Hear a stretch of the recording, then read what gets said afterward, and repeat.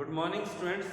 आज हम Indian contract act में remedies for breach of contract के बारे में पढ़ने जा रहे हैं। Remedies for breach of contract यानी अनुबंध भंग के उपचार। ब्रीच ऑफ कॉन्ट्रैक्ट क्या है, इसके बारे में हमने लास्ट वीडियो में डिटेल से समझा था कि जब किसी भी कॉन्ट्रैक्ट में एक पक्षकार या एक पार्टी उस कॉन्ट्रैक्ट को परफॉर्म करने से मना कर दे तो उसे हम ब्रीच ऑफ कॉन्ट्रैक्ट के नाम से जानते हैं। यहाँ पर ये बात समझना ज़रूरी है कि जब किसी कॉन्ट्रैक्ट में एक पार्टी के द्वारा प्रॉमिस को परफॉर्म करने से या प्रॉमिस को पूरा करने से मना कर दिया जाता है तो ऐसे में जो भी पीड़ित पक्षकार होगा, जिस पक्षकार को, जिस पार्टी को कॉन्ट्रैक्ट को ब्रीच करने की वजह से लॉस हुआ है, उसे हम एग्रीव्ड पार्टी के नाम से जानते हैं। और एग्रीव्ड पार्टी यानी पीड़ित पक्षकार, तो कॉन्ट्रैक्ट के ब्रीच करने की वजह से एग्रीव्ड पार्टी है वो कंपनसेशन की डिमांड कर सकती है। ये कंपनसेशन की डिमांड उस पार्टी से की जाएगी जिसने कॉन्ट्रैक्ट को ब्रीच किया है या परफॉर्म करने से मना कर दिया है। अब यहाँ पर हमें ये समझना है कि जब किसी कॉन्ट्रैक्ट को ब्रीच कर दिया जाता है या उसको परफॉर्म नहीं किया जाता तो ऐसे में जो पीड़ित पक्षकार है, एग्रीड पार्टी है, उसके पास कौन कौन से लीगल रेमेडीज यानी कानूनी उपचार अवेलेबल है। तो देखिए, ये हमने यहाँ पर जो 5 लीगल रेमेडीज के बारे में मेंशन किया है कि किसी भी एग्रीड पार्टी के पास जो ये 5 प्रकार के जो रेमेडीज अवेलेबल हैं। यदि कोई पार्टी अपने प्रॉमिस को पूरा नहीं करती है या कॉन्ट्रैक्ट को परफॉर्म नहीं करती है और कॉन्ट्रैक्ट को ब्रीच कर दिया जाता है, तो देखिए सबसे पहले जो पार्टी के पास क्या लीगल रेमेडीज है, suit for rescission of contract यानी अनुबंध निरस्त करने का वाद प्रस्तुत करना। यहाँ पर देखिए suit for rescission of contract, इसका थोड़ा सा हम जो है समझते हैं। ये देखिए, जब एक पार्टी के द्वारा जो प्रॉमिस को पूरा नहीं किया जाता है या प्रॉमिस को पूरा करने से मना कर दिया जाता है तो जो दूसरी पार्टी है उसे अपने प्रॉमिस को पूरा करने की ज़रूरत नहीं है। वो जो एग्रीड पार्टी है वो उस कॉन्ट्रैक्ट को एक प्रकार से जो कैंसल समझ सकती है, उसको निरस्त समझ सकती है, ठीक है। और जो भी उसे नुकसान हुआ है उसके लिए जो कंपनसेशन की डिमांड कर सकती है। तो ये है suit for rescission of contract. यहाँ पर एक बात आपको और समझना है, इसको हम एक एग्जाम्पल के द्वारा समझते हैं कि suit for rescission of contract है वो किस प्रकार से कार्य करता है। जैसे मैंने एक व्यक्ति को प्रॉमिस किया है कि मैं उसे 5,000 रुपये अगले महीने जो पे करूंगा और उसके बदले जो भी संबंधित पक्षकार है वो मुझे 2 क्विंटल जो गेहूं है उसको डिलीवर करेगा। तो यहाँ पर एक बात समझना है कि यदि मैं 5,000 रुपये संबंधित पक्षकार को या जो भी कंसर्न पार्टी है उसको उस पेमेंट नहीं करता हूँ तो ऐसे में जो भी कंसर्न पार्टी है उसे गेहूं की डिलीवरी, ठीक है ना, जो 2 क्विंटल जो गेहूं है उसकी डिलीवरी करने की आवश्यकता नहीं है और वो इस कॉन्ट्रैक्ट को एक प्रकार से कैंसल समझ सकते हैं, निरस्त समझ सकते हैं, रिसाइशन समझ सकते हैं। रिसाइशन का मतलब क्या है, कैंसल हुआ मान सकते हैं। तो और इसके अलावा जो भी एग्रीव्ड पार्टी है, पीड़ित पक्षकार जिसको नुकसान हुआ है, लॉस हुआ है उस कॉन्ट्रैक्ट को ब्रीच करने की वजह से, वह कंपनसेशन की डिमांड भी कर सकती है। तो ये जो है suit for rescission of contract यानी जो अनुबंध को निरस्त करने के लिए वाद प्रस्तुत करना। या ये वाद प्रस्तुत करने का मतलब क्या है कि कोर्ट में जाना है, कोर्ट से रिक्वेस्ट करना है कि जो संबंधित पक्षकार ने अनुबंध को पूरा नहीं किया और इस वजह से कोर्ट उस कॉन्ट्रैक्ट को निरस्त करे, ठीक है ना। तो ये नेक्स्ट है सूट फॉर डैमेजेस। अब देखिए, कुछ कॉन्ट्रैक्ट ऐसे होते हैं जिसमें जो पार्टीज को लॉस होता है तो वो क्षतिपूर्ति या की मांग कर सकती है, जो भी उसे लॉस हुआ है उसकी भरपाई की मांग कर सकती हैं। एग्जाम्पल के तौर पे समझते हैं, जैसे मैंने एक शॉपकीपर से कॉन्ट्रैक्ट किया कि मैं उससे जो एक कंप्यूटर है वो 50,000 रुपये का कोई सुपर कंप्यूटर है वो उससे 1 महीने बाद में परचेज करूँगा, ठीक है ना। ये एक प्रकार का कॉन्ट्रैक्ट है। 1 महीने बाद में मैंने उससे जो शॉपकीपर है उससे कहा कि जो आपने कॉन्ट्रैक्ट किया था मेरे साथ, उस कॉन्ट्रैक्ट में जो आपका प्रॉमिस है वो आप पूरा करें और जो कंप्यूटर है वो डिलीवर करें। और तो ऐसे में क्या है कि जो शॉपकीपर है उसने मना कर दिया कंप्यूटर को डिलीवर करने से, और मुझे वही सुपर कंप्यूटर किसी थर्ड पार्टी से और 60,000 रुपीज में परचेज करना पड़ा। मैंने पहले 50,000 रुपये में वही कंप्यूटर जो परचेज करने के लिए कॉन्ट्रैक्ट किया, लेकिन संबंधित पक्षकार ने, जो भी कंसर्न पार्टी है, उसने मना कर दिया कंप्यूटर की डिलीवरी करने से, और इस वजह से मैंने वही कंप्यूटर किसी तीसरे पक्षकार से जो है या कोई थर्ड जो शॉपकीपर है उससे मैंने बाई किया। और ऐसे में मुझे क्या है, उस कंप्यूटर के जो 50,000 रुपये का कंप्यूटर था उसके बदले मुझे 60,000 रुपये उसे पे करने पड़े। तो जो मेरा लॉस हुआ है 10,000 रुपये का, मैं उस लॉस के कंपनसेशन की मांग कर सकता हूँ, ठीक है ना। तो इस प्रकार से सूट फॉर डैमेजेस, यानी जब किसी पक्षकार को किसी कॉन्ट्रैक्ट के अंदर किसी पक्षकार की वजह से, जो भी संबंधित पक्षकार है उनकी वजह से लॉस होता है, तो जो भी एग्रीड पार्टी है, पीड़ित पक्षकार है, वो कोर्ट में आवेदन कर सकता है और डैमेजेस की मांग कर सकता है, जो भी कंपनसेशन है उसकी मांग कर सकता है। नेक्स्ट है क्लेम फॉर क्वांटम मेरिट। ये क्वांटम मेरिट है, ये लैटिन वर्ड है, और यहाँ पर देखिए क्लेम फॉर क्वांटम मेरिट का मतलब क्या है कि अर्जित धन की मांग करना, ठीक है ना, या उपार्जित जो राशि है उसकी मांग करना। जो भी धन पार्टी ने अर्जित किया है अपने परिश्रम से, हार्डवर्क से, ठीक है। तो यहाँ पर एक एग्जाम्पल समझते हैं। एक ए और बी, दो पर्सन है, ए और बी। अब देखिए ए है वो अब अपना जो घर बनाने के लिए बी को एक कॉन्ट्रैक्ट देता है या बी के साथ एक कॉन्ट्रैक्ट करता है। ये ए है एक जनरल पर्सन है और बी है कॉन्ट्रैक्टर, ठीक है ना, कॉन्ट्रैक्टर है।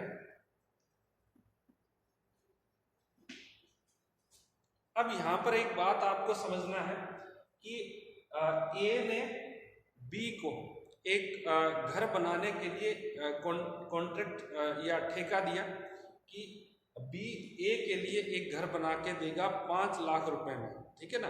अब हुआ क्या कि जो बी ने घर बनाना शुरू कर दिया ए के लिए, घर आधा बना, ठीक है ना, उसके बाद ए ने बी को मना कर दिया कि अब आप घर नहीं बनाएंगे, ठीक है ना।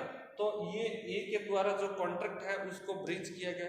तो ऐसे में जो बी है, ठीक है ना, बी को जितना उसने काम किया है, जितना घर उसने बना के दिया, यदि हाफ घर बना के दिया है तो उस हाफ कार्य के लिए जो कॉन्ट्रैक्ट का हाफ पार्ट है जिसने जो बी ने कंप्लीट किया है, ठीक है ना, तो उसके लिए जो पारिश्रमिक या जो रेम्युनरेशन बी का बनता है उसकी मांग ए से बी कर सकता है।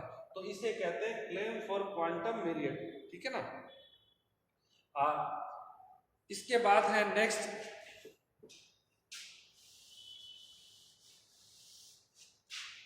Claim for injection, claim for specific performance, यानी विशेष निष्पादन की मांग करना। देखिए कुछ कॉन्ट्रैक्ट ऐसे होते हैं जिसमें जो पर्टिकुलर पार्टी के द्वारा यदि प्रॉमिस को पूरा नहीं किया जाता है तो ऐसे में जो एक प्रकार से मॉनेटरी जो कंपनसेशन है वो सफिशिएंट नहीं होता है, ठीक है ना, मॉनेटरी कंपनसेशन। तो ऐसे में जो कोर्ट है वो किसी भी पार्टी को परफॉर्मेंस का आदेश दे सकता है, स्पेशल परफॉर्मेंस का। तो यहाँ पर एक एग्जाम्पल के द्वारा समझते हैं।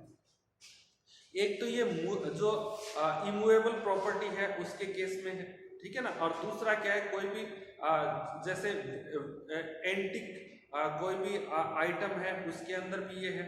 जैसे मैं एक एग्जांपल आपको बता रहा हूँ। यहाँ पर देख ए और बी, ठीक है ना, दो व्यक्ति हैं। फिर हम इन्हीं का एग्जांपल लेते हैं। ए के पास एक प्लॉट है, ठीक है ना, और ए ने अपना प्लॉट 10 लाख रुपए में बी को बेचने का जो है प्रॉमिस किया, ठीक है ना। ये दोनों के मध्य कॉन्ट्रैक्ट हुआ कि ए अपना प्लॉट बी को बेचेगा 5 लाख रुपए में। अब ए ने ये कॉन्ट्रैक्ट फाइनल हो गया।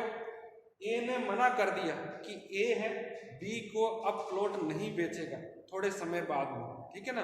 तो यहाँ पर क्या है, बी कोर्ट में जा सकता है और ए से स्पेशल परफॉर्मेंस की मांग कर सकता है। स्पेशल परफॉर्मेंस क्या है कि ए अपना जो प्लॉट है वो बी को बेचे, क्योंकि देखिए ये जो इमूवेबल प्रॉपर्टी है उसके केस में हो सकता है कि कई बार जो मॉनेटरी कंसिडरेशन है वो पर्याप्त नहीं है जो कंपनसेशन के तौर पर दिया जा रहा है, इसलिए स्पेशल परफॉर्मेंस की जो है डिमांड की जा सकती है। दूसरा एक और एग्जांपल हम ले सकते हैं। ए के पास एक बहुत ही पुराना जो पेंटिंग है, ठीक है ना, ए के पास, और ए ने वह पेंटिंग 1 करोड़ रुपए में जो बी को बेचने का प्रॉमिस किया। ये दोनों के मध्य कॉन्ट्रैक्ट हुआ कि ए अपना पेंटिंग 1 करोड़ रुपए में बी को बेचेगा। ए ने बाद में मना कर दिया, ठीक है ना। ये बहुत ही यूनिक है और ओल्ड पेंटिंग है, ठीक है ना। और देखिए किसी भी पेंटिंग का जो साधारण पेंटिंग है उसके 1 करोड़ रुपए कोई नहीं देता, लेकिन जो चीज़ यूनिक होती है जिसका एक प्रकार से हम मॉनेटरी वैल्यू के अंदर जिसका मापन नहीं कर सकते, मेजरमेंट नहीं कर सकते, तो वो अपने आप में विशेष है, ठीक है। तो ए बाद में मना कर दे कि अब वो 1 करोड़ में बी को वो पेंटिंग नहीं बेचेगा, ठीक है ना।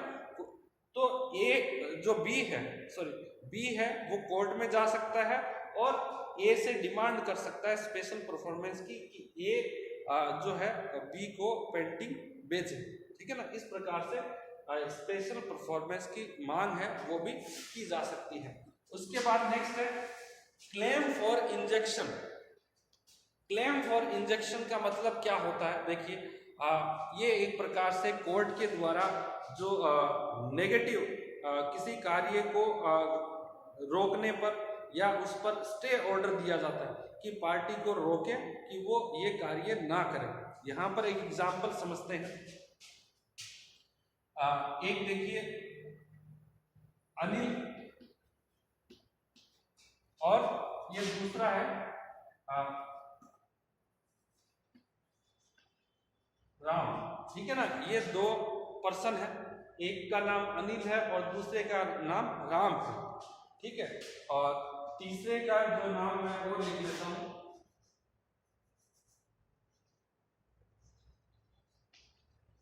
ये देखिए जो थर्ड पर्सन है उसका नाम श्याम है।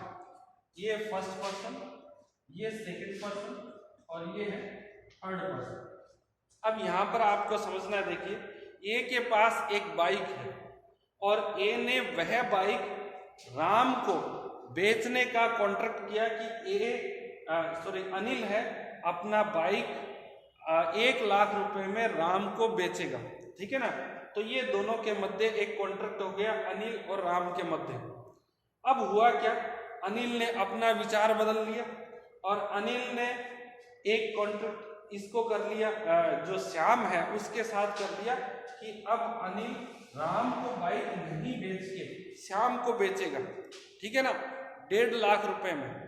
तो अब यहाँ पर क्या है कि राम कोर्ट में जा सकता है और कोर्ट से रिक्वेस्ट कर सकता है कि कोर्ट अनिल को रोके कि वह अपनी बाइक श्याम को नहीं बेचे, क्योंकि अनिल ने वो बाइक राम को बेचने के लिए पहले ही कॉन्ट्रैक्ट कर लिया था, ठीक है ना।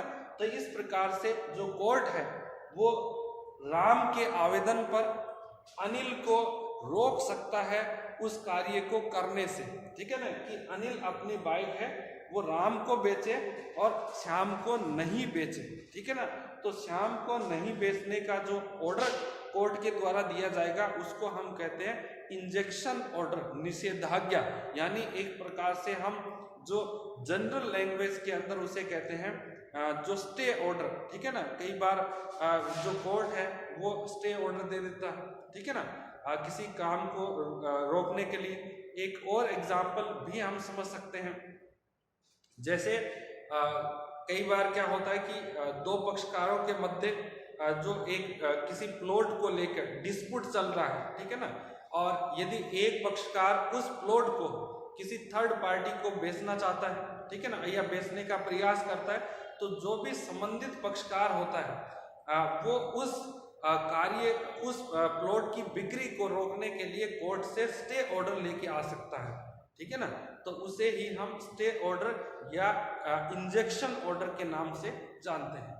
तो ये 5 प्रकार के जो लीगल रेमेडीज हैं वो एग्रीड पार्टी के पास अवेलेबल है इंडियन कॉन्ट्रैक्ट एक्ट में।